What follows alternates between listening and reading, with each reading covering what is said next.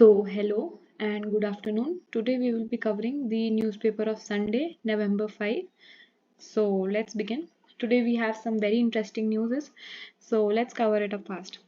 So, first page we have a news of a very high frequency earthquake in Nepal. So, one thing that we can remember from earthquake concept for prelims is कि whenever you measure the intensity of earthquake कि कितना intense है, कितना ज़्यादा कितना ज़्यादा damage किया है इसने, तो हम उसको मेजर करते हैं on Mercalli scale. Okay, Mercalli scale. But अगर हम उसके फ्रीक्वेंसी को मेजर करना है कि वेव्स कैसी थी, वेव्स कितनी तेज थी या वेव्स की क्या फ्रीक्वेंसी है, तो फ्रीक्वेंसी जो होती है वो हम मेजर करते हैं रिक्टर स्केल पे. ओके, तो इंटेंसिटी या फिर डैमेज कितना हुआ है उससे पता चलता है इंटेंसिटी से. मरकैली स्केल एंड फ्रीक्वेंसी के लिए we have Richter scale in earthquakes. Second news is coming from central government. जो हमने कोविड के समय में प्रधानमंत्री गरीब कल्याण अन्न योजना लेके आए थे, प्रधानमंत्री गरीब कल्याण अन्न योजना PMGKAY, जहां पर हर महीने हर फैमिली को 5 किलो राशन मुफ्त में दिया जाता था. 5 kg of free food grains पर बेनिफिशियरी हर इंसान को इन अ मंथ दिया जाता था. उसको पहले दिसंबर तक ही रखा गया था, मतलब बोला गया था कि दिसंबर में ये स्कीम बंद हो जाएगी. बट फिर अब ये डिसीजन आया है कि इस स्कीम को हम 5 साल तक और एक्सटेंड करेंगे. ठीक है, तो अब ये बंद नहीं होगी. ठीक है, तो वही हो जाएगा. That is which is stated to end this December, जो इस दिसंबर में एंड होने वाली थी, अब इसको एक्सटेंड कर दिया है अगले 5 साल तक के लिए. तो क्या स्कीम है? 5 kg of food grains will be given free to all beneficiaries. Okay, फिर यहाँ पे नेक्स्ट न्यूज़ आती है Delhi pollution. We have been covering it for the past week. हमने ऑलरेडी कवर कर चुके हैं क्या होता है ग्रेडेड रिस्पॉन्स एक्शन प्लान. हम सीवियर कैटेगरी में हैं, सीवियर प्लस कैटेगरी में हम स्टेज 4 पे पहुंच जाते हैं. स्टेज 4 पे हमारे पास क्या क्या चीज़ें लगती हैं वो सब हम ऑलरेडी कवर कर चुके हैं. हम यहाँ पे एक चीज़ के बारे में बात कर रहे थे. हम बात कर रहे थे कि national ambient air quality standards, ये बताता है कि हमारी जो एयर क्वालिटी है उसके क्या क्या स्टैंडर्ड्स होने चाहिए. इसके अंदर हमने 12 पोल्यूटेंट्स को कवर किया हुआ है, जिनमें से 2 पोल्यूटेंट हैं PM 2.5 एंड PM 10. तो लेट्स सी कि ये PM 2.5 एंड PM 10 क्या है, क्या इनकी स्टोरी है. तो यहाँ पे आर्टिकल बताता है कि जो PM 2.5 एंड PM 10 है, they are very fine inhalable particles. ऐसे पार्टिकल्स हैं जिनको आप सांस लेते लेते आपकी बॉडी के अंदर जा सकते हैं, इनहेल कर सकते हैं.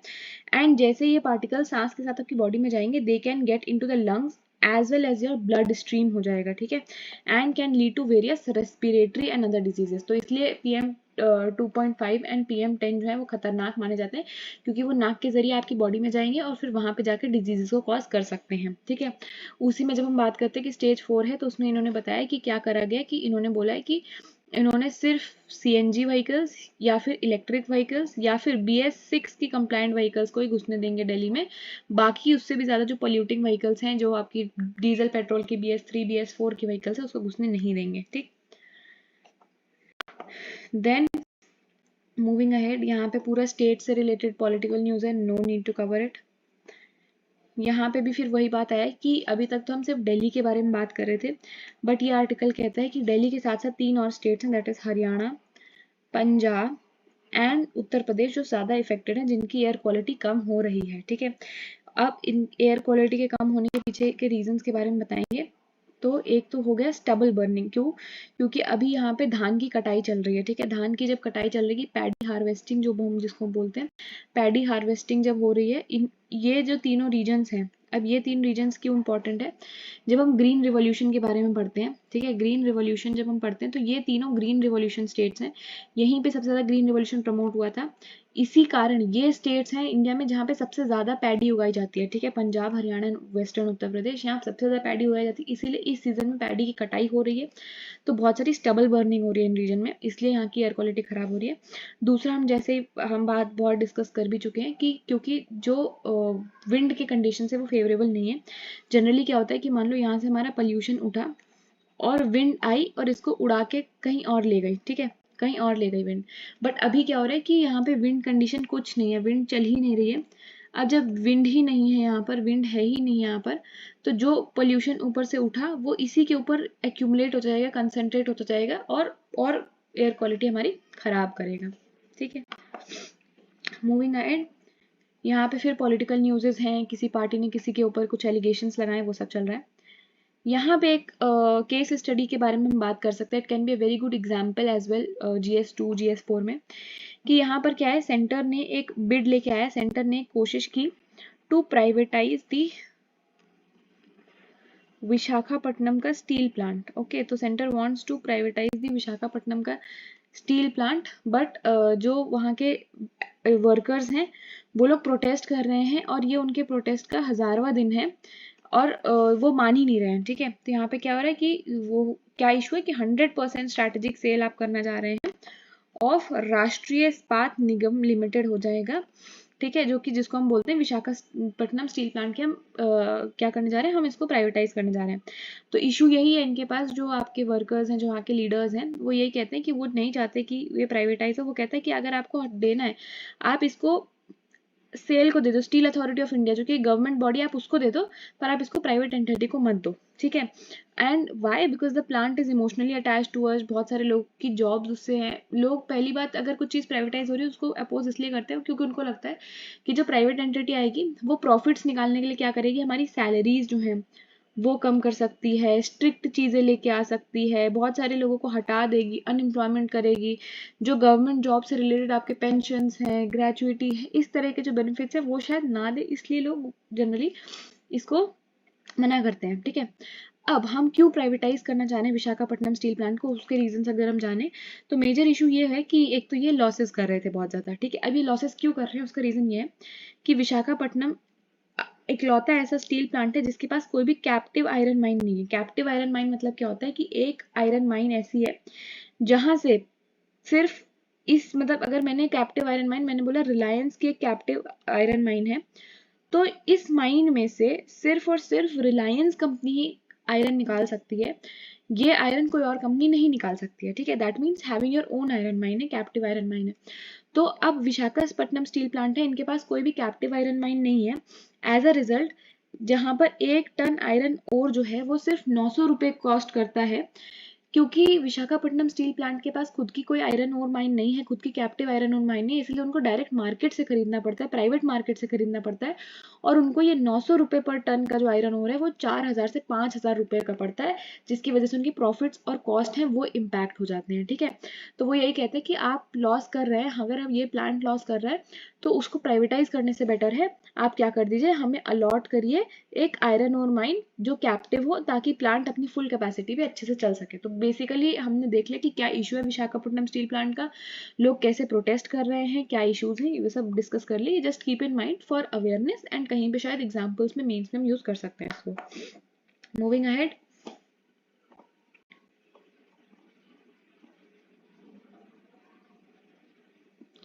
यहाँ पे बात आई है इलेक्टोरल बॉन्ड्स के बारे में, सेल्स रिज्यूम्स टुमारो। ठीक है, तो यहाँ पे यही बात हुई है कि फाइनेंस मिनिस्टर ने बोला है कि अब आप सेल को अलाउ किया फ्रॉम November 6 to 20 हो जाएगा। तो ये क्या चीज़ें हैं, क्या है, ये जो पूरा यहाँ से यहाँ तक दिया हुआ है, इसके बारे में I have discussed in pointer format, so उसको देखते हैं हम। तो व्हाट आर इलेक्टोरल बॉन्ड्स हमने देख लिया था। तो इलेक्टोरल बॉन्ड्स हम कहते हैं टू डोनेट मनी बैंक के जरिए, रादर देन उनको कैश देना, आप बैंक के जरिए अगर किसी को मनी डोनेट करना चाहते हैं तो हम कैसे कर सकते हैं, इलेक्टोरल बॉन्ड्स की तरह कर सकते हैं, to any political party, to a political party. अब पॉलिटिकल पार्टी कैसी होनी चाहिए, जिसके पास एटलीस्ट 1% ऑफ वोट्स होने चाहिए। ठीक है, कि ऐसी पॉलिटिकल पार्टी कम से कम 1% वोट तो लेके आओ, मतलब तुम साबित, ऐसे तो मैं कल को एक पॉलिटिकल पार्टी बना के बैठ जाऊं, may be LBSNAA political party, तो भले ही उसमें मैं कुछ करूँ ना, बट किसी से पैसे लेने के लिए मैंने पॉलिटिकल पार्टी बना के रख दी, और मैं कह रही हूँ कि अच्छा तुम मुझे इलेक्टोरल बॉन्ड दे दो, तो ऐसा ना हो, इसलिए हमने बोला कि एटलीस्ट आप 1% ऑफ वोट्स लेके आइए इलेक्शन में, तभी आपको इलेक्टोरल बॉन्ड्स रिसीव हो सकते हैं। First thing. सेकंड चीज़ कि आप कब कब इलेक्टोरल बॉन्ड्स जो है खरीद सकते हो या बेच सकते हो, तो पहले 10 दिन, ठीक है, महीने के पहले 10 दिन में आपकी सेल होती है इलेक्टोरल बॉन्ड्स की, और वो कौन से महीने, सिर्फ 4 महीने हैं आउट ऑफ द 12 मंथ्स। कौन कौन से, जनवरी, अप्रैल, जुलाई एंड अक्टूबर, 1 तारीख से 10 तारीख तक, इन 4 महीने में आप इलेक्टोरल बॉन्ड्स खरीद सकते हो, ठीक है। प्लस उसके साथ इन्होंने और क्या बोला है कि अगर लोकसभा इलेक्शंस आने वाले हैं, ठीक है, लोकसभा इलेक्शंस आने वाले हैं, तो लोकसभा इलेक्शंस के दौरान हम 30 डे का पीरियड और अलाउ कर सकते हैं कि अच्छा आप इन 30 दिन में भी इलेक्टोरल बॉन्ड्स खरीद सकते हो, क्योंकि जो इलेक्टोरल बॉन्ड्स होते हैं उनका काम ही होता है इलेक्टोरल फंडिंग के लिए, और इलेक्टोरल फंडिंग की सबसे ज़्यादा ज़रूरत हमें इलेक्शंस के समय पे होती है। तो उन्होंने बोला कि जब लोकसभा के इलेक्शन आएंगे तो हम 30 दिन का पीरियड और दे सकते हैं, ठीक है। तो यहाँ पे 10 दिन का पीरियड अलाउ किया, यहाँ पे 30 दिन। एंड फिर हमने पिछले साल इसको और अमेंड किया और हमने बोला कि आप इसके अलावा 15 दिन की सेल कर सकते हो ड्यूरिंग स्टेट गवर्नमेंट के इलेक्शंस। तो लोकसभा के इलेक्शन है तो 30 दिन की सेल कर सकते हो, स्टेट गवर्नमेंट के इलेक्शन है तो आप 15 दिन की सेल कर सकते हो, ठीक है। तो ये बहुत इंपॉर्टेंट पॉइंट्स हैं, ये प्रीलिम्स में आ जाएंगे तो लगेगा नहीं गलत है, but we have to keep this in mind कि रिसेंटली अमेंड हुए और ये प्रोविजंस रहे हैं। थर्ड पॉइंट ये बोलते हैं कि पॉलिटिकल पार्टीज जो हैं जिनको इलेक्टोरल बॉन्ड्स मिले उनको रिडीम करना है, उनको इसको उसको इन कैश करना है विद इन 15 दिन। अगर आपने 15 दिन तक आपने इसको इनकैश नहीं किया तो आपका जो इलेक्टोरल बॉन्ड है वो वेस्ट हो जाएगा, वो लैप्स कर जाएगा, ठीक। फिर यहाँ पे एक न्यूज़ आई है, supreme court is training supreme court trains supreme court trains it's guns on frivolous PIL petitions. Frivolous PIL petition मतलब क्या हो रहा है कि मतलब कुछ भी डाल दिया कि अरे मेरी तो मे बी किसी से झगड़ा हो गया, आपने उस चीज के ऊपर भी पीआईएल डाल दी, उसके बाद जब सुप्रीम कोर्ट इस मैटर को देखता है, सुप्रीम कोर्ट कहता है ये तो बकवास पीआईएल। इसकी वजह से क्या हो रहा है कि कोर्ट का जो टाइम है वो वेस्ट हो रहा है, ठीक है, टाइम जो है कोर्ट का वेस्ट हो रहा है। इसलिए इसको चेक करने के लिए सुप्रीम कोर्ट कहता है कि अब थोड़े स्ट्रिक्ट मेजर्स लेने पड़ेंगे ताकि फ्रिवलस पीआईएल्स ना आ पाए, ठीक है। That is it is wasting the judicial times हो जाएगा।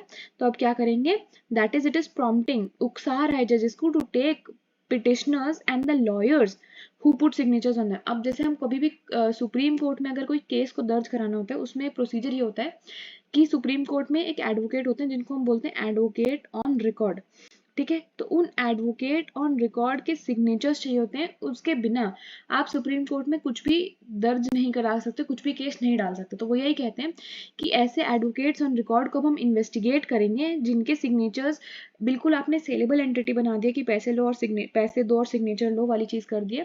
तो अब हम इनके ऊपर भी इन्वेस्टिगेशन लगाएंगे, बड़े बड़े जुर्माने लगाएंगे कि अगर इनकी साइन की हुई पिटीशन आई हमारे पास और वो फ्रिवलेस हुई, फेक हुई या उस टाइप की हुई। तो ये एक बताया उन्होंने, ठीक है। फिर मूविंग अहेड, यहाँ पे फिर स्टेट असेंबली पोल्स जो चल रहे हैं उनके बारे में, नॉट इम्पॉर्टेंट फॉर अस। यहाँ पर बात आती है, यहाँ पर हमारे पास यूनियन कंज्यूमर अफेयर्स सेक्रेटरी हैं, उनका एक उनके साथ एक टॉक थी, उसके बारे में इन्होंने बताया कि क्या क्या चीज़ें हैं, क्या कंज्यूमर अफेयर्स में हम चीज़ें मैनेज करते हैं। तो उसके बारे में यहाँ पे आर्टिकल है।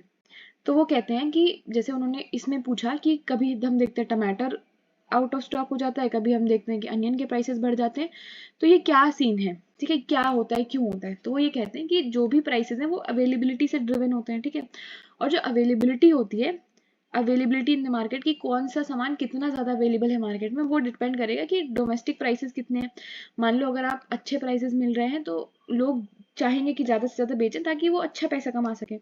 दूसरा, एक्सपोर्ट ऑफ अनियन, अगर आप ज़्यादा चीज़ों को एक्सपोर्ट कर दोगे, किसी भी चीज़ को ज़्यादा एक्सपोर्ट करोगे तो तुम्हारे डोमेस्टिक मार्केट में वो कम मिलेगी। तो दो चीज़ें डिपेंड करें, प्राइस और एक्सपोर्ट्स, ठीक है। अब उन्होंने बोला जो एक्सपोर्ट्स होते हैं वो किस चीज़ से डिपेंड करते हैं, वो डिपेंड करते हैं कि इंटरनेशनल प्राइसेस कैसे हैं। मतलब अगर मान लो कि मुझे एक्सपोर्ट करने में ज़्यादा पैसा मिल रहा है तो मैं एक्सपोर्ट करूंगा, right, rather than selling in the domestic market I will export. तो और एक्सपोर्ट प्राइसेस पे डिपेंड करते हैं, और हम जनरली एक्सपोर्ट कहाँ करेंगे, Bangladesh, Sri Lanka, Malaysia, Qatar, Indonesia जैसे रीजन्स में हम मोस्टली अपनी अनियंस को एक्सपोर्ट करते हैं, ठीक है। दूसरी चीज़ हम ये बताते हैं कि जो हमारा अनियन है उसमें 70% अनियन जो है वो आता है रबी सीजन से, रबी सीजन तक जो ठंड में उगाया जाता है, एंड सिर्फ 30% अनियन ही हमारा खरीफ सीजन से आ रहा होता है। अब जो रबी सीजन जो ठंड में उगाया वाला अनियन है वो हम उसको can not store it beyond 3 to 4 months, ठीक है। तो मान लीजिए हमने दिसंबर में लगाया था, उसको हमने मार्च में हार्वेस्ट किया, ठीक है। अब मार्च से आप 3-4 महीने आप ये लगा लो, अप्रैल मई जून जुलाई अगस्त, मतलब आप अगस्त तक चला सकते हो उसको, ठीक है, अगस्त सितंबर तक उसको चला सकते हो मैक्स टू मैक्स। जो खरीफ वाला है, खरीफ वाला मान लो आपने लगाया जून जुलाई में, ठीक है, आपने जून जुलाई में लगाया, उसको आप हार्वेस्ट करोगे अक्टूबर तक आते आते, है ना। तो अब क्या होगा कि यहाँ पे जो सितंबर तक है अक्टूबर नवंबर तक आप उसको हार्वेस्ट करोगे, तो जो लेट अक्टूबर वाला जो सीजन है, जो मिड अक्टूबर लेट अक्टूबर वाला सीजन है, यहाँ पे थोड़ी सी अवेलेबिलिटी कम होगी। क्यों? क्योंकि रबी क्रॉप वाला मतलब जो ठंड वाला प्याज है वो खत्म हो चुका है अभी तक, और जो खरीफ वाला क्रॉप है वो अभी तक पूरी तरह से मार्केट में आया नहीं। एज अ रिजल्ट क्या हो जाएगा कि अगर खरीफ क्रॉप अगर डिलेड हो जाएगी, इसकी वजह से थोड़े से हमें इश्यूज देखने को मिलते हैं, पर्टिकुलरली इस सीजन में एंड ऑफ अक्टूबर में। ठीक है, दूसरा हमने ये भी देखा है कि कभी कभी लोग कालाबाजारी भी कर लेते हैं और ये सब भी कर लेते हैं, पर इन सब चीज़ों से बचने के लिए, ताकि अनियन की प्रॉपर हमारे पास सप्लाई हो, हमने क्या किया है, we have increased the buffer stock of onion to 5 lakh metric tons. ठीक है, तो ये मेंस का अच्छा क्वेश्चन बन सकता है कि what are the steps the government is taking to control food inflation. Food inflation मतलब जो खाने पीने की सामग्री के जो प्राइसेस बढ़ते हैं उसको कंट्रोल करने के लिए क्या है, तो ये हो जाएगा। दूसरा, अगर वो पूछेगा कि रीजंस क्या होते हैं कि फूड के प्राइसेस बढ़ रहे हैं, तो आप इस तरह से दिखा सकते हो कि अनियन का केस में कैसे बढ़ रहे हैं, कि कैसे आपकी जो फसल है वो ठंड वाली खत्म हो जाती है और समर वाली मार्केट में आई नहीं होती है, इसलिए भी थोड़ा वो हो जाता है। ठीक है, सेकेंड इन्होंने ये भी बोला है कि हमने देखा है कि दूसरा रीजन ये प्राइस ऊपर हो रहे थे क्योंकि बहुत सारा एक्सपोर्ट जो है वो बांग्लादेश जा रहा था। जब बांग्लादेश बहुत सारा अनियन जाएगा तो डोमेस्टिक मार्केट से अनियन कम बनेगा, तो इन्होंने पहले क्या किया, 40% एक्सपोर्ट ड्यूटी लगा दी कि भैया अब तुम्हारा जो एक्सपोर्ट है उसको उस पर ज़्यादा तुम्हें पैसे पे करने पड़ेंगे, ज़्यादा वो कर दिया, एक्सपोर्ट ड्यूटी लगा दी। उससे भी कुछ बातें नहीं हुई तो उन्होंने मिनिमम एक्सपोर्ट प्राइस बना दिया। मिनिमम एक्सपोर्ट प्राइस मतलब फॉर एग्जांपल उन्होंने कहा मिनिमम एक्सपोर्ट प्राइस 100 रुपये है। उन्होंने बोला कि अगर तुम 100 रुपये किलो में एक्सपोर्ट करोगे बाहर तो तुम एक्सपोर्ट करो, अगर उससे कम प्राइस है तो तुम एक्सपोर्ट नहीं कर सकते। मतलब मिनिमम इतना प्राइस होना चाहिए, तो मिनिमम एक्सपोर्ट प्राइस लगा दिया, मेकिंग अनियन का ट्रेड अनवाइबल। अब भाई 100 रुपये का प्याज कौन खरीदेगा बांग्लादेश में भी यार, तो इसलिए उसका एक्सपोर्ट कम हो गया। तो एक्सपोर्ट कम करने के लिए क्या चीज़, पहले एक्सपोर्ट ड्यूटी लगाई, दूसरा हमने मिनिमम एक्सपोर्ट प्राइसेस लगा दिए टू कंट्रोल द एक्सपोर्ट। तो दैट इज द स्टोरी कि अनियन के प्राइस इंक्रीज का क्या रीजन है। ठीक है, कालाबाजारी एक रीजन है, बट नेचुरल रीजन क्या है या फिर क्लाइमेटिक रीजन क्या है वो देखा। सेकंड, कि हम क्या क्या चीजें कर रहे हैं इसको कम करने के लिए। ठीक है, यहाँ पे एक प्यारी सी न्यूज़ है, अच्छी गुड फील गुड न्यूज़ है कि यहाँ पे क्या हुआ है कि कल कोलकाता ईडन गार्डन्स में इंडिया वर्सेस साउथ अफ्रीका का मैच था, लेकिन ईडन गार्डन्स के टिकट सोल्ड आउट हो गए थे और बहुत सारे लोग नहीं देख पाए। ऐसे में राजभवन, जहाँ पे हमारे पास गवर्नर रहते हैं वेस्ट बंगाल के, उन्होंने बोला कि जो राजभवन के गार्डन्स है will be open for people जो मैच देखना चाहेंगे। मे बी वहाँ पे स्क्रीन्स वगैरह लगा रखी होंगी, तो आप आइए, 500 लोगों को हम अकोमोडेट कर सकते हैं, first come first serve basis है, जो पहले आएगा, मतलब 500 लोग जो भी सबसे पहले आ जाएंगे वो लोग बैठ के देख सकते हैं मैच को। एंड जिनको भी आना है उनको अपने गवर्नमेंट आइडेंटिटी कार्ड्स लेके आने पड़ेंगे, सच एज आधार कार्ड और ये सब है, तो आप वैसे आ सकते हो। ओके, फिर यहाँ पे एक न्यूज़ आई है, यहाँ पे बात हुई है कि यहाँ पे railway and defence trade unions हैं, ये जाएंगे स्ट्राइक पे जाने की बात कर रहे हैं। क्यों स्ट्राइक पे जाने की बात कर रहे हैं, why, because they are demanding replacement of the national pension scheme with the old pension scheme. ठीक है, तो ये क्या है, ये मुद्दा बहुत बार न्यूज़ में आता रहता है, तो देखते हैं क्या है। तो जो हमारा न्यू पेंशन स्कीम है या फिर हम नेशनल पेंशन स्कीम बोलते हैं इसको, इसके अंदर क्या होता है कि जैसे हमारे पास 100 रुपये आए हमारे पास, ठीक है, तो नेशनल पेंशन स्कीम कहता है कि मे बी ₹10 आप इसमें से निकालिए और आप इसको अपने पेंशन फंड में कंट्रीब्यूट करिए, और गवर्नमेंट भी मान लो 10 रुपये 20 रुपये कंट्रीब्यूट करेगा पेंशन फंड में। ठीक है, तो पेंशन फंड में 20 रुपये आए, जिसमें से आधा आपने कंट्रीब्यूट किया, आधा गवर्नमेंट ने कंट्रीब्यूट किया। लेकिन जो ओल्ड पेंशन स्कीम थी, जो पुरानी पेंशन स्कीम थी, उसमें क्या होता था कि सारा का सारा मनी गवर्नमेंट ही पे करती थी। मतलब अगर ये जो 20 रुपये पे करने, 20 के 20 रुपये गवर्नमेंट की जेब से आ रहे हैं। सेकंड क्या होता है, न्यू पेंशन स्कीम में क्या होता है कि जो हमने 20 रुपये हैं, मान लो हमने कहीं इन्वेस्ट किए, मे बी किसी बॉन्ड में, किसी स्टॉक में, तो हो सकता है कि हमें लॉस हो या फिर हो भी सकता है कि हमें प्रॉफिट हो, है ना। तो जो न्यू पेंशन स्कीम है वो ये कहती है कि हम यहाँ पर रिटर्न्स जो है फिक्स नहीं है, रिटर्न्स फिक्स नहीं है, डिपेंडिंग ऑन हमें लॉस हो रहा है या फायदा हो रहा है या फिर कितना फायदा हो रहा है, हम उसके हिसाब से कैलकुलेट करके आपको पेंशन देंगे। ठीक है, तो क्यों, the amount will be invested हो जाएगा and based on the returns हमें पेंशन पे की जाएगी। तो हमारी जो पेंशन हो जाएगी वो डिपेंड करती है कि हमें उस इन्वेस्टमेंट से क्या रिटर्न्स हैं, क्या लॉसेस हैं, क्या है, उस पर डिपेंड करेगा हमारे को कितनी पेंशन मिल रही है। लेकिन जो ओल्ड पेंशन स्कीम थी ना, उसमें क्या होता था, फिक्स्ड रिटर्न है कि अगर हमने कह दिया कि तुमको रोज 1000 रुपये हमें देने हैं, तो वो फर्क नहीं पड़ता कि ये जो 20 रुपये हैं उस पर हमें लॉस हो गया, उस पर हमें बहुत प्रॉफिट हो गया, उस पर कुछ डिपेंड नहीं करना है। 1000 रुपये देने थे तो 1000 रुपये ही हम देंगे। ठीक है, तो अब क्या हो रहा है, क्योंकि देखो इन दो चीज़ों की वजह से, पहली बात कि हमारी सैलरी से भी पैसा कट रहा है उस पेंशन के लिए, दूसरी बात कि हमें पता ही नहीं कि हमें कितनी पेंशन मिलेगी और कम मिलेगी ज़्यादा मिलेगी। इन 2 कारणों की वजह से क्या हो रहा है, पीपल आर सेइंग कि भैया ओल्ड पेंशन स्कीम ज़्यादा बेटर है। पर इशू क्या होता है कि हम देखो यहाँ पे क्या हो रहा है कि गवर्नमेंट के ऊपर पूरा बर्डन है, गवर्नमेंट के ऊपर बर्डन डबल हो गया। पहले वो आधा दे रहे थे, अब पूरा पैसा गवर्नमेंट को देना पड़ा, पहली चीज़। दूसरी चीज़ क्या है कि चांसेस है ना कि ये पैसे में लॉस हो जाए। तो अगर इस पैसे में लॉस हो रहा है फिर भी एक गवर्नमेंट फिक्स्ड अमाउंट अगर दे रही है तो गवर्नमेंट कहाँ से देगी, अपनी जेब से देगी, अपने बजट में से देगी ना। तो एज अ रिजल्ट क्या होता है कि गवर्नमेंट के ऊपर बहुत ज़्यादा बर्डन हो जाता है। एंड ये हमारे जो पैसा जो हम इंफ्रास्ट्रक्चर रोड्स वगैरह बनाने में लगाते हैं वो सारा पैसा पेंशन में चला जाता है। इसलिए ये सरकारी जो एक्सचेकर है उसके लिए अच्छी चीज़ नहीं है। इसीलिए इसको जो जितने भी आप इकोनॉमिस्ट हैं या जो भी आपके पढ़े लिखे लोग हैं वो सब इसको रिजेक्ट करते हैं, ठीक है। दूसरा जो न्यू पेंशन स्कीम है that is mandatory for all central government employees है, ठीक है। सेंट्रल गवर्नमेंट के जो भी सेक्टर है उसमें काम करने वाले सारे लोगों को नेशनल पेंशन स्कीम के अंदर एनरोल होना पड़ता है, फर्स्ट। सेकेंड, यहाँ पर स्टेट गवर्नमेंट, जिन स्टेट गवर्नमेंट ने अपने आप लागू किया है वो लगा सकते। तो एज अ रिजल्ट हम देखते हैं कि जहाँ जहाँ इलेक्शन हो रहे थे वहाँ स्टेट गवर्नमेंट कहते हैं कि अगर हम पार्टी में आएंगे, हम पावर में आएंगे तो हम ओल्ड पेंशन स्कीम ले जाएंगे, जो स्टेट गवर्नमेंट के लिए ऑप्शनल है। सेकंड चीज़ क्या है, it is not applicable for armed forces, ठीक है। जो आर्मी वाले लोग हैं उन पे एप्लीकेबल नहीं होती है। आर्मीज के लिए हमने सुना है ना, जैसे होता है one nation one pension scheme के बारे, one rank one pension, OROP बोलते हैं, one rank one pension scheme. इस तरह के कॉन्सेप्ट हम ज़्यादा वहाँ पे यूज़ करते हैं, वो कभी और पढ़ेंगे। बट जो ये न्यू पेंशन स्कीम है या नेशनल पेंशन स्कीम है वो आर्म फोर्सेस में नहीं लगता है, ठीक है। फिर मूविंग अहेड, यहाँ पे एक हमारे पास नया कॉन्सेप्ट आया है that is about enemy properties. तो यहाँ पे एक लखनऊ की किसी एनिमी प्रॉपर्टी के बारे में बात किया। तो let's see what are enemy properties. Enemy मतलब क्या होता है, दुश्मन, ठीक है। तो एनिमी प्रॉपर्टीज मतलब ऐसी properties who belong to a person, जो कि सिटीजन है किसी एनिमी नेशन का, ठीक है। तो एनिमी प्रॉपर्टीज क्या है, उस सिटीजन की प्रॉपर्टी जो किसी एनिमी नेशन से बिलोंग करता है। एनिमी नेशन क्या होता है, ऐसे कंट्रीज जिनके साथ इंडिया वॉर लड़ चुका है। वॉर लड़ चुका है कौन से कंट्रीज, पाकिस्तान एंड चाइना। तो पाकिस्तान एंड चाइनीज नेशनल्स की कोई भी अगर इंडिया में प्रॉपर्टी है तो उसको हम एनिमी प्रॉपर्टी डिक्लेयर करेंगे। और ऐसी प्रॉपर्टीज क्या करती है, जब वॉर हो रही होती है तो सेंट्रल गवर्नमेंट इसको कन्फिस्केट कर सकती है, इसको जब्त कर सकती है इस पूरी प्रॉपर्टी को।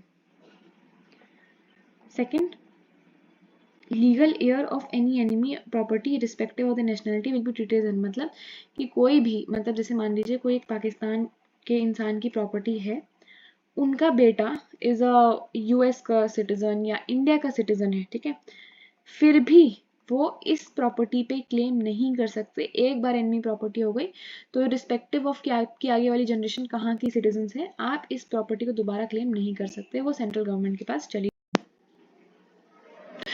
सो मूविंग अहेड, यहाँ पे साइंस सेक्शन से एक न्यूज़ आया है जहाँ पे देखने में ये आर्टिकल काफ़ी टेक्निकल है बट एग्जाम रेलिवेंट है थोड़ा बहुत साइंस सेक्शन से, तो हम धीरे धीरे इसको समझने की कोशिश करते हैं क्या आर्टिकल है, क्या कहता है। तो यहाँ पे एक बैक्टीरिया के बारे में बात हो रही है जिसका नाम है H. Pylori, H. Pylori, okay. तो पहला चीज हमने देखा कि there is a bacteria by the name of H. Pylori, ठीक है, पाइलोरी, ओके। अब ये रीजन क्या हो जाएगा, it is causing decreasing success rate in treating infection. ये बैक्टीरिया जो है वो इन्फेक्शन से लड़ने में जो हमारी क्षमता है उसको कम कर रहा है, ठीक है। पहले देखते हैं बैक्टीरिया क्या करता है। H. पाइलोरी जो है वो क्या करता है, तो क्या करता है, ये स्टमक अल्सर्स को डेवलप करता है या फिर स्टमक कैंसर जैसी चीज़ें हैं, स्टमक कैंसर जैसी बीमारियां हैं उसको डेवलप करता है। तो ये पेट का इन्फेक्शन है। एंड इंडिया में अप्रॉक्सीमेटली 60 से 70% पॉपुलेशन जो है ऑलरेडी इन्फेक्टेड है। कुछ लोगों में सिम्टम्स दिखाता है, कुछ में सिम्टम्स नहीं दिखाता है, बट 60 से 70% पॉपुलेशन हमारे इंडिया की जो है वो इफेक्टेड है इससे। एंड अगर आप अक्वायर किया इसको चाइल्डहुड में तो इस बहुत संभावना है कि ये आपके स्टमक में जिंदगी भर रहेगा, थ्रू आउट द लाइफ रहेगा, अगर आप इसको एंटीबायोटिक से ट्रीट नहीं करते हो, ठीक है। जैसे कुछ लोग होते हैं जिनको शायद बचपन से पेट की समस्याएं होती हैं या गैस्ट्रो इंटेस्टिनल इश्यूज होते हैं, तो उन लोगों को शायद ये H. पाइलोरी करके कोई बैक्टीरिया की बीमारी हो सकती है, ठीक है। इस बैक्टीरिया के बारे में अगर हम बात करेंगे तो इस बैक्टीरिया में इशू क्या होता है, इस बैक्टीरिया को डिटेक्ट करना इशू होता है। क्यों, क्योंकि जनरली क्या होता है, जैसे हमने बॉडी में से थोड़ा सैंपल निकाला, ठीक है, उस सैंपल को लेते हैं, ठीक है, उसके बाद उस सैंपल में से मान लो हमें 1 स्ट्रेन मिला बैक्टीरिया का, उस सैंपल को हम एम्पलीफाई करते हैं, उसको मल्टीप्लाई कराते हैं, एम्पलीफाई कराने के बाद उसके ऊपर हम टेस्ट करते हैं, ठीक है। ये होता है पूरा सिचुएशन कोई भी टेस्ट करने में। तो यहाँ पे होता क्या है कि इस बैक्टीरिया में हमें 3 से 4 वीक तो इतने में ही लग जाते हैं, to culture the bacteria. Culture the bacteria मतलब उस बैक्टीरिया को एम्पलीफाई कराना, उस बैक्टीरिया को ग्रो कराना, उस सब में हमारे पास 3 से 4 हफ्ते चले जाते हैं। उसके बाद इनके ऊपर ड्रग सेंसिटिविटी टेस्ट कराना, मतलब कि कौन सी ड्रग इन पे काम कर रही है, कौन सी नहीं काम कर रही है, इसमें बहुत टाइम जाता है। तो बहुत ही टाइम कंज्यूमिंग प्रोसेस है।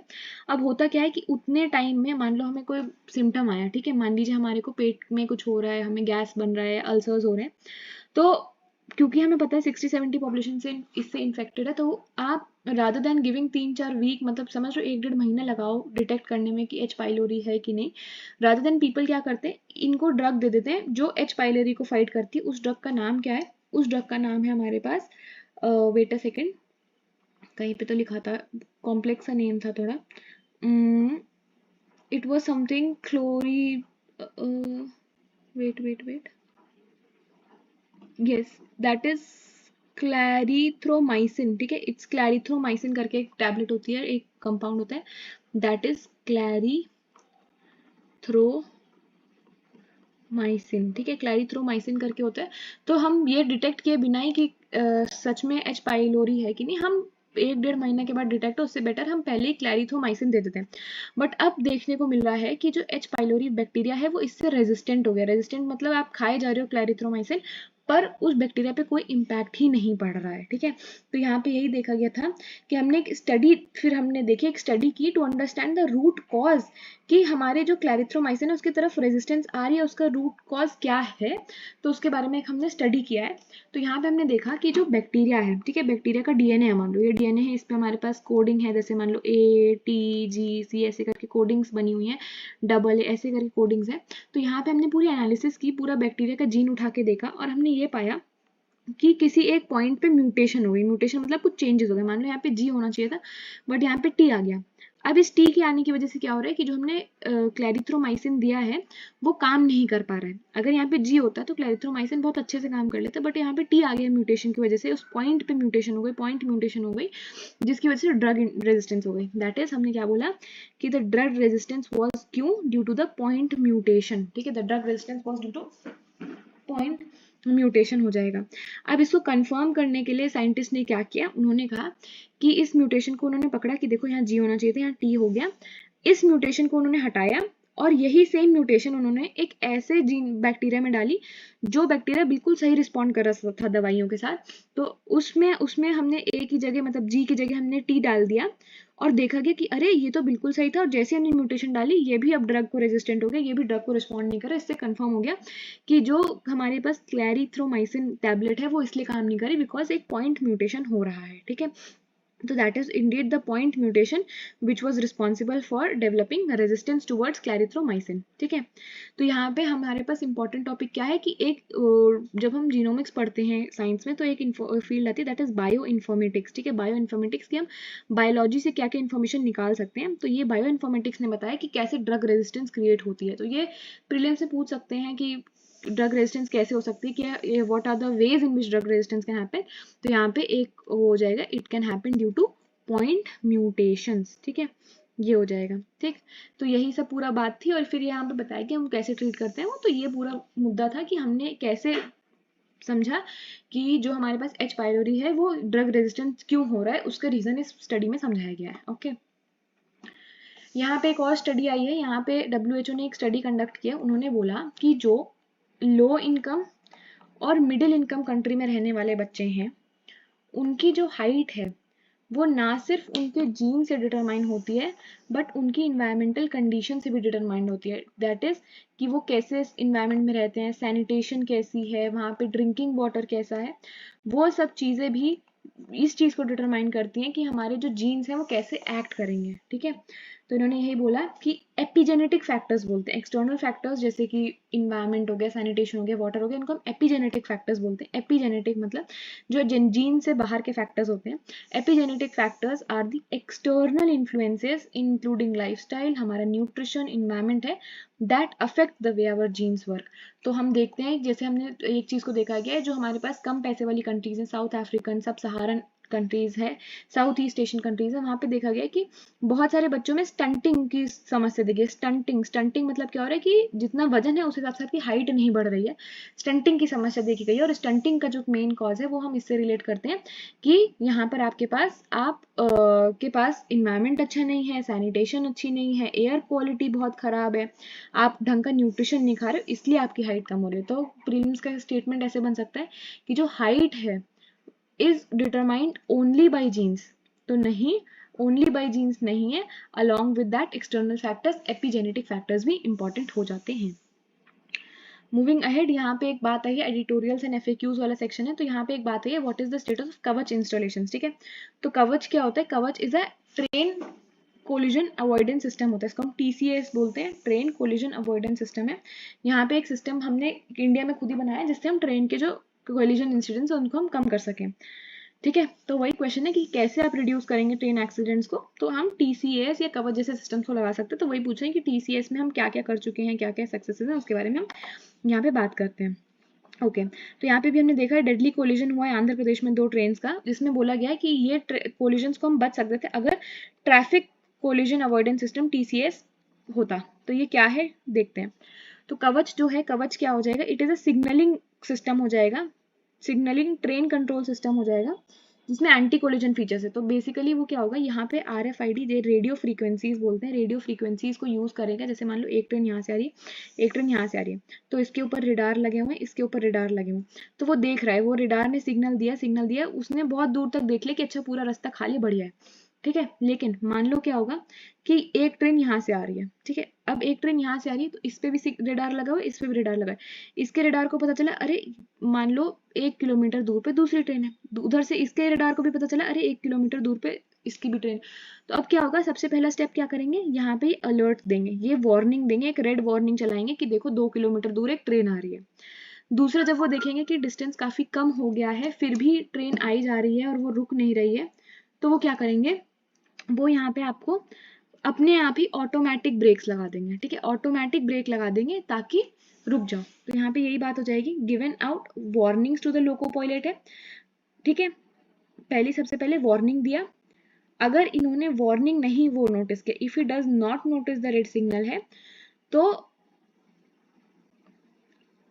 कवच will automatically apply the brakes and bring the train to halt. तो अगर आप वार्निंग को नहीं नोटिस कर रहे हो और अपनी स्पीड को, if you are not slowing down below 15 kilometre per hour की स्पीड, तो कवच अपने आप ब्रेक लगा देगा। तो यहाँ पे क्या हो रहा है कि पहली चीज कि पहले स्टेप में आपको वार्निंग दे दी, वार्निंग नहीं हुआ तो अपने आप ब्रेक लगा देगा, इसलिए इसको हम कहते हैं कि बेटर है, ये अच्छा सिस्टम है, इससे कोलिजन रुक सकते हैं। तो इसमें वही बात होती है कि क्या क्या है इसके अंदर रेडियो फ्रीक्वेंसीज होती हैं जो कि रेडियो वेव्स को यूज करते हैं। अब जो रेडियो वेव, अच्छा मान लो यहाँ पे क्या होता है, कभी कभी मान लीजिए हम यहाँ पे रेडियो वेव्स भेजें और बीच में गाय खड़ी हो गई आके, ठीक है, यहाँ पे गाय खड़ी हो गई आके, तो रेडियो वेव्स जो हैं वो सब चीज़ों से पेनिट्रेट कर जाएंगी, वो पता कर लेंगे अच्छा यहाँ पे गाय है, यहाँ पे बिल्डिंग बनी है, वो सब चीज़ों को पेनिट्रेट कर जाएगी, सब चीज़ों को देख सकते। दूसरी चीज़ क्या है, तो अब वो कह सकते हैं कि अरे तो इससे अच्छा तो लाइट वेव को यूज़ कर लेते। लाइट वेव में इशू ये हो जाती है कि अगर मान लो फॉग है या रेन है तो लाइट वेव काम नहीं करेगी, लेकिन जो रेडियो वेव है वो रेन में, वो लाइट में, हर जगह काम करेगी, बारिश फॉग हर जगह में काम करेगी। ठीक है, तो यहाँ पे इसलिए वो होता है कि यहाँ पे हम क्या यूज करें, रेडियो वेव को यूज करें। तो यहाँ पे बोल रहे हैं कि 3 कंपोनेंट्स होते हैं, जैसे हमने बात किया वो रेडियो फ्रीक्वेंसीज एंड बहुत सारे इक्विपमेंट्स। यहाँ पे ट्रेन्स आपस में कम्युनिकेट करते हैं, दे कम्युनिकेट विद ईच अदर हो जाएगा। एंड जो फंक्शन है इज नॉट अफेक्टेड, ठीक है, नॉट अफेक्टेड बाय हिली ज्योग्राफी एंड हेज मतलब धुंध, एंड डिस्प्ले वार्निंग्स वगैरह देते हैं। ठीक है, फिर यहाँ पे बात हुई, बट अब क्योंकि ये सिस्टम बहुत महंगा है, 50 लाख रुपए लगते हैं 1 किलोमीटर को कवर करने में। एज अ रिजल्ट अभी बहुत कम एरिया में ही हम कर पाए हैं, अभी तक सिर्फ 1400 किलोमीटर पे हम कर पाए हैं रेलवेज में, जहाँ पे रेलवे की टोटल लेंथ 68,000 किलोमीटर है। तो आप समझ लो 1% भी हम नहीं कर पाए हैं, मतलब 1%, 2%, 1.5% के आसपास ही हम अभी तक रेलवे ट्रैक को कवर कर पाए हैं। तो अब कोई क्वेश्चन पूछे कि इतने सारे आपके जो रेल एक्सीडेंट्स बढ़े उसको कैसे हम बचा सकते हैं, तो उसके लिए एक अच्छा आंसर है कि हम कवच जैसे सिस्टम्स को लेके आ सकते हैं जो इंडिया ने खुद बनाए हैं, ताकि हम इन चीज़ों से बचो। चलिए बढ़ते हैं आगे। तो यहाँ पे क्या हो रहा है कि यहाँ पे एक UNGA, United nation general assembly में एक रिजोल्यूशन आया था जिसके बारे में हम पहले बात कर चुके हैं कि रिजोल्यूशन आया था जहाँ पे बोला गया था कि ending the violence in Gaza. ठीक है, वायलेंस इन गाजा को एंड करो, जो यहाँ पे मोर देन 9,000 लोगों को, 9,000 पैलेस्टीनियंस, 9,000 इनोसेंट सिविलियंस की डेथ हुई है, उसको रोकने के लिए आप बिल्कुल वायलेंस को एंड करिए, ठीक है। और ह्यूमैनिटेरियन ट्रूस लिखे, ट्रूस मतलब रोक दो चीज को, ठीक है। तो ह्यूमैनिटेरियन ट्रूस को लेके आइए, उस चीज के बारे में बात हुई थी। और इंडिया ने यहाँ पे एब्सटेन किया, इंडिया ने कहा ना हम हाँ में वोट करेंगे ना हम ना में वोट करेंगे, हम वोट ही नहीं करेंगे, ठीक है। That is known as abstaining from voting, ठीक। तो India has abstain from voting है। अब इसको समझाने के लिए इसका जो एक्सप्रेशन और एक्सप्लेनेशन ऑफ वोट होता है, उसमें गवर्नमेंट का क्या ऑफिशियल स्टैंड है, उसने ये बोला कि जो रिजोल्यूशन है, it lacked an explicit condemnation of the October 7 terror attacks by the Hamas, जिसमें 1400 इजरायलीज किल्ड हो गए। तो यहाँ पे बात हुई, रिजोल्यूशन कहता है कि ये इजराइल है, ठीक है, ये हमास है। तो अभी रिजोल्यूशन कहता है कि जो इजराइल हमास के ऊपर जो अटैक कर रहा है, जिसमें पैलेस्टीनियंस की मौत हो रही है, उसको आप रोकिए। इंडिया कहता है कि ये जो रिजोल्यूशन है, उसने जो अक्टूबर 7 को हमास ने इजराइल पे अटैक किया था, उसके बारे में कहीं भी कड़े शब्दों में निंदा नहीं किया इस रेजोल्यूशन ने, इसलिए हम इसको वोट नहीं करेंगे, ठीक है। ऐसा इंडिया ने कहा कि हम इसलिए नहीं वोट करेंगे क्योंकि आपने उनकी तरफ से जो अटैक्स हुए उसके बारे में कुछ बात नहीं किया, ठीक है। सिंपल ये बात, इंडिया का ये स्टैंड रहा है। फिर अगर हम देखें कि इंडिया ने क्या पहले भी ऐसा कुछ किया है इजराइल के तरफ, या ऐसा मतलब, या फिर हम देख रहे हैं कि इंडिया की जो इजराइल के टुवर्ड्स नीति है उसमें कुछ चेंजेस आए हैं। तो यहाँ पे हमने देखा है कि हिस्टोरिकली इंडिया पहले भी, इंडिया जो है टू स्टेट थ्योरी को प्रमोट करता है। टू स्टेट थ्योरी क्या होती है कि आप जो ये लड़ रहे हो आपस में, दो स्टेट बनाओ, एक बनाओ इजराइल, एक बनाओ पैलेस्टीन, सिंपल बात खत्म। एक इजराइल एक पैलेस्टीन बनाओ, कोई वो ही नहीं करना कि एक दूसरे को मार रहे हो ना वो। तो इंडिया हमेशा से इसको सपोर्ट करता आया हुआ है। रादर इंडिया ने वोटेड अगेंस्ट 1948 में, 1948 के बारे में बात हो रही है, it voted against the partition of Palestine and separation and creation of Israel, ठीक है। तो आज से 70 साल पहले इंडिया ने इसके खिलाफ वोट किया था कि पैलेस्टीन को आप बनाओ, पैलेस्टीन को तोड़ो और इजराइल बनाओ। इवन इंडिया पहला कंट्री बना, पहला नॉन अरब कंट्री बना जिसने पैलेस्टीन लिबरेशन ऑर्गेनाइजेशन को रिकॉग्नाइज किया कि हाँ ये पैलेस्टीन के लोगों को रिप्रेजेंट करता है, ठीक है। तो हम देखते हैं कि कैसे इंडिया के जो पॉलिसीज या फिर फॉरेन अफेयर्स हैं टुवर्ड्स पैलेस्टीन चेंज हुए हैं, ठीक है। फिर 1990s के बाद से हमने देखा है कि इंडिया के इजराइल के साथ प्रॉपर डिप्लोमेटिक टाइज बनना शुरू हो गए। As a result it's very obvious to expect कि आगे जाके जो इंडिया है वो थोड़ा सा इजराइल की तरफ झुकाव दिखाएगा, ठीक है। ऑल्दो आगे भी डिकेड्स में इंडिया ने कंटिन्यू किया, India continued to condemn the Israeli bombardment on Gaza हो जाएगा ड्यूरिंग द रेजोल्यूशंस। 1990 के बाद भी आगे आने वाले जितने भी डिकेड्स हैं उसमें भी इंडिया ने इजराइल को सपोर्ट किया as a state, but Israel जो गाजा के ऊपर अटैक्स करता था उसको हमेशा इंडिया ने कंडेम किया है, ठीक है। एंड इंडिया का हमेशा रूल ये रहा है to stand with the Palestine relating to the Palestinian rights and against the occupation and Israeli bombardment, ठीक है। तो हमेशा से इंडिया ने पैलेस्टीन के लोगों के ह्यूमन राइट्स को प्रोटेक्ट किया है कि जो इजराइल बॉम्बिंग करता है, ये करता है, वो कहते वो नहीं होनी चाहिए। इंडिया हमेशा टू स्टेट सोल्यूशन में मानता है कि दो स्टेट्स बनाओ, पहली चीज। दूसरी चीज, आपको जो भी करना है आप डिप्लोमेटिकली करिए, आप ऑन पेपर करिए, आप फॉर्मल चैनल से करिए, ये लड़ाई मारपीट और वायलेंस के थ्रू ना करो। इंडिया ने हमेशा इसको मना किया है, ठीक है। और रिसेंटली भी जो वो आया उसमें इंडिया ने उस रिजोल्यूशन को फेवर तो नहीं किया, रिजेक्ट भी नहीं किया, लेकिन इंडिया ने एक बहुत ही बैलेंस्ड अप्रोच को अपनाया है। क्या है, टाइट रोप को बैलेंस किया है between both the conflicting sides की। एक तरफ वो जो मानता है कि पैलेस्टीन का दो स्टेट सोल्यूशन है, दूसरी तरफ इजराइल के साथ भी अच्छे रिलेशंस रखना है इंडिया को। एज अ रिजल्ट इंडिया ने क्या फॉलो किया है, इंडिया ने एक बैलेंसिंग टाइट रोप को फॉलो किया है कि दोनों साइड्स को हम कैसे मना के रखें, उसके बारे में बताया गया है। देन मूविंग अहेड, सो बाकी यहाँ पे नॉट वेरी रेलिवेंट टॉपिक्स। यहाँ पे ये बात किया गया है कि जब हम ग्रीन ट्रांजेक्शन के बारे में बात करें कि हमारे पास रिन्यूएबल एनर्जी होना चाहिए, ये सब होना चाहिए। स्नैग मतलब डिले, स्नैग मतलब चीजें में रुकावटें हैं, ठीक है। तो वो कहते हैं कि ओलिगोपली, ओलिगोपली मतलब वेरी फ्यू प्लेयर, ठीक है। फ्यू प्लेयर हैं, जब देखो फ्यू प्लेयर होंगे मतलब फ्यू प्लेयर हैं और डिमांड बहुत सारी है, डिमांड बहुत, इतने सारे लोग खड़े हैं डिमांड करने में और सिर्फ 2-3 लोग ही सामान बेच रहे हैं, तो होगा क्या कि ये तीनों आपस में मिलके क्या करेंगे ना, प्राइसेस को बहुत हाई रखेंगे, ठीक है। जिसकी वजह से क्या होगा कि इन लोगों को बहुत महंगे पड़ेंगे चीजें। तो वो ये बोल रहे हैं कि जो कुछ लोग हैं, ओलिगोपलीज हैं या फ्यू प्लेयर्स हैं, जो रेयर अर्थ कंट्रोल करते हैं, जिनके पास रेयर अर्थ मेटल्स हैं, वो हमारे ग्रीन ट्रांजिशन को रुकावटें दे रहे हैं। तो रेयर अर्थ मेटल्स पहली बात क्या होते हैं?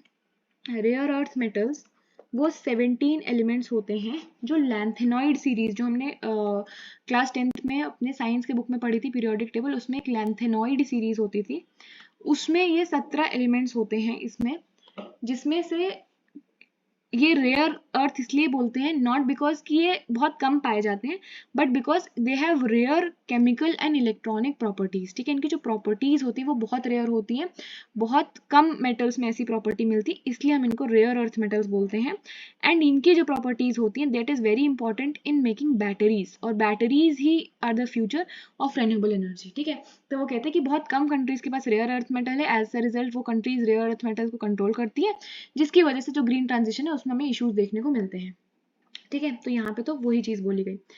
ठीक है, दूसरी चीज जो इस आर्टिकल में ये बोली उन्होंने बोला कि अगर हमें ग्रीन ट्रांजिशन करना है तो दो रास्ते हैं, या तो गवर्नमेंट करे, ठीक है, या तो प्राइवेट सेक्टर करे। ठीक है, तो जब प्राइवेट सेक्टर कर रही है, प्राइवेट सेक्टर करे कि आप बोलो इंडस्ट्री को ग्रीन हो जाओ और आप वो करो, तो वो बोलते हैं कि जब प्राइवेट जो कि प्रॉफिट सीक करना चाहती है अपनी ग्रीन चीज़ों से, एज अ रिजल्ट होगा क्या कि जो डेवलपिंग कंट्रीज हैं, जो कम पैसे वाले डेवलपिंग कंट्रीज हैं, उनके लिए ये सब चीज़ें करनी मुश्किल हो जाएंगी, बिकॉज उनके पास प्रॉफिट अपॉर्चुनिटीज़ कम हैं और उनके पास लेवल ऑफ टेक्नोलॉजी बहुत कम है। एज अ रिजल्ट हमारे जो चीफ इकोनॉमिक एडवाइजर है मिस्टर अनंत नागेश्वरम, वो ये कहते हैं कि rather than private sector, government sector को प्रमोट करना चाहिए ग्रीन ट्रांजिशन को, ताकि जो इंटेलेक्चुअल प्रॉपर्टी राइट्स हैं, जो आपने रॉयल्टीज लगा दी है, जो आपने ट्रेडमार्क कॉपीराइट लगा रही है, उसमें इतना सारा पैसा जा रहा है, वो सब वाली चीजें ना हो। ठीक है, तो यहाँ पे यही बोला है, दैट इज पब्लिक इन्वेस्टमेंट हमें करना है in carbon sequestration, carbon sinks, battery storage, green hydrogen, to obviate with the problems of intellectual property right and assert global public nature to solutions, ताकि हम जो solutions लेके आए। अब जैसे मान लो हमने कंट्री है, टेस्ला कंपनी है, ठीक है, टेस्ला कंपनी ने कोई ग्रीन टेक्नोलॉजी बनाई, तो अब टेस्ला कंपनी अगर किसी और नेशन को बेचेगी तो उनसे कहेगी भाई 1 करोड़ रुपए लाओ, लेकिन वो कहते हैं कि रादर देन गवर्नमेंट्स को ये सब काम करना चाहिए, ताकि जो हम सोल्यूशंस लेके आ रहे हैं वो ग्लोबल पब्लिक के लिए अवेलेबल हो, global public nature to solutions हो, not limited to a company जिसने बनाया हुआ है। ठीक है, दूसरा चीज उन्होंने ये भी बोला कि जो कंट्रीज के पास कम रिसोर्सेज होते हैं, ठीक है, वो अगर बाहर से सामान ले रहे हैं, they are becoming dependent on external sources है, that can lead to external dependence and vulnerabilities. फिर वो आपको एक्सप्लॉइट करेंगे, अगर आप पूरी तरह से किसी बाहर वाले पे डिपेंडेंट हो तो बाहर वाले आपको एक्सप्लॉइट करेंगे। जैसे हम मान लो श्रीलंका का केस देते, तो श्रीलंका ने चाइना के ऊपर ओवर डिपेंडेंट हो गया कि चाइना आप मेरा इंफ्रास्ट्रक्चर भी ग्रोथ कर दो, आप मेरा ये भी ग्रोथ कर दो, एज रिजल्ट क्या हुआ, श्रीलंका डेट ट्रैप में फंस गया। अब चाइना कहता है कि अच्छा जितना भी पैसा दिया है उसको कर्जे को ब्याज रहित, आप ब्याज के साथ आप वापस करिए। ठीक है, तो इसमें क्या हो रहा है कि अब आप डिपेंडेंट हो गए, उसमें वल्नरेबिलिटीज हो गई हैं। तो इसीलिए मिस्टर नागेश्वरम कहते हैं कि जब हम कहते हैं ना कि ग्रोथ वर्सेस इन्वायरमेंट है, कि ग्रोथ वर्सेस इन्वायरमेंट है, तो वो ये कहते हैं कि जब तक हम ग्रो नहीं करेंगे, जो डेवलपिंग कंट्रीज है जब तक वो ग्रो नहीं करेंगी, वो अपनी क्लाइमेट की जर्नी को अच्छे से स्टार्ट नहीं कर पाएंगी। नहीं तो अगर आपने जब तक ग्रो नहीं किया, आप बिना ग्रो किए अगर क्लाइमेट चेंज को लेके जाओगे तो आप दूसरों पे डिपेंडेंट हो जाओगे और अपने ही पैर पे कुल्हाड़ी मार लोगे। तो इसलिए वो कहते हैं कि it is important to support the countries in prioritising their economic growth है, otherwise such nations would find it difficult to deliver on climate security without growth. तो यहाँ पे बात जब आती है ना कि आप इन्वायरमेंट वर्सेस डेवलपमेंट में, तो यहाँ पे एक पॉइंट ये भी है कि जब तक आप डेवलप नहीं हो पा रहे हो, जब तक आप ग्रो नहीं कर रहे हो, आप क्लाइमेट चेंज को नहीं सपोर्ट कर सकते। वाई? बिकॉज उसके लिए नहीं आपको टेक्नोलॉजीज चाहिए, उसके लिए आपको पैसा चाहिए। अगर आप वो पैसा और टेक्नोलॉजी बाहर के किसी नेशन से लोगे जो डेवलप हो चुका है और आप अंडर डेवलप्ड हो, तो ऐसे केस में आप क्लाइमेट चेंज तो लड़ ही नहीं पाओगे, उल्टा आप डेट ट्रैप जैसी चीज़ों में, डिपेंडेंसी जैसी चीज़ों में ज़्यादा फंस जाओगे। ठीक है, दैट वाज द आर्टिकल।